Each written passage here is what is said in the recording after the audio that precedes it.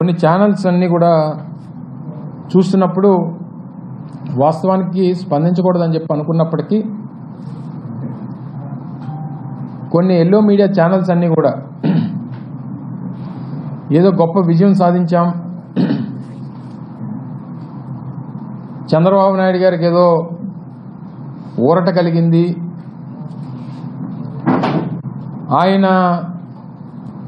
సుప్రీంకోర్టులో వేసినటువంటి ఎస్ఎల్పికి సంబంధించి ఏదో ఆయనకు అనుకూలంగా తీర్పు వచ్చినట్టుగా కొన్ని టీవీ ఛానల్స్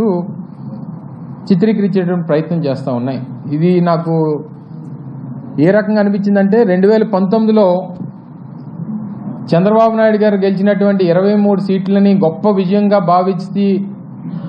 చూపిస్తే ఏ రకంగా ఉంటుందో ఈరోజు సుప్రీంకోర్టులో వచ్చినటువంటి తీర్పు చూసిన తర్వాత వీరు చూపిస్తున్నటువంటి, వీరు చిత్రీకరిస్తున్నటువంటి,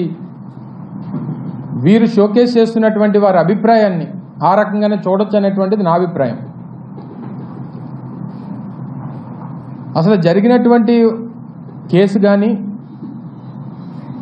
జరిగినటువంటి వాదనలు కానీ, ఇచ్చినటువంటి తీర్పు కానీ ఇవన్నీ చూసిన తర్వాత నాకు తెలిసి ఏ రకమైనటువంటి రిలీఫ్ అనేటువంటిది చంద్రబాబు నాయుడు గారికి కలగలేదు అనేటువంటిది నా అభిప్రాయం, ప్రజల అభిప్రాయం, కోర్టు అభిప్రాయం. వాస్తవానికి అసలు ముందుగా గమనించాల్సింది ఏంటంటే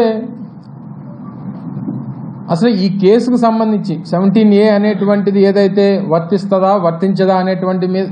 అనేటువంటి దాని మీద జరిగినటువంటి ఈ కేసు 17A అనేటువంటిది ఒక ప్రొసీజర్ సంబంధించినటువంటి ఒక సెక్షన్. అందులో భాగంగా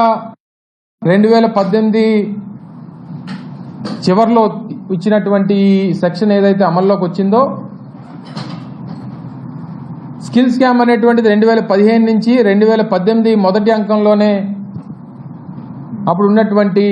కేసు రిజిస్టర్ చేయాలని చెప్పి రావడం, ఇవన్నీ సెక్షన్ అమలుకు రాకముందు వచ్చినటువంటిది కాబట్టి ఇది వర్తించదు అనేటువంటిది సిఐడికి సంబంధించి కానీ లేదా ఇన్వెస్టిగేషన్ ఏజెన్సీకి సంబంధించినటువంటి వాదన. సో ఈ క్రమంలో చంద్రబాబు నాయుడు గారు కానీ, వారి పార్టీ కానీ, వారికి సంబంధించినటువంటి మనుషులు కానీ లేదా వారి తరఫున లాయర్లు కానీ ఈ రోజు వరకు ఎక్కడా అసలు మేము తప్పు చేయలేదనేటువంటి మాట ఎక్కడా మాట్లాడట్లేదు. పోనీ వేసినటువంటి కేసు కూడా అసలు ఈ కేసుకి మాకు సంబంధం లేదని కానీ,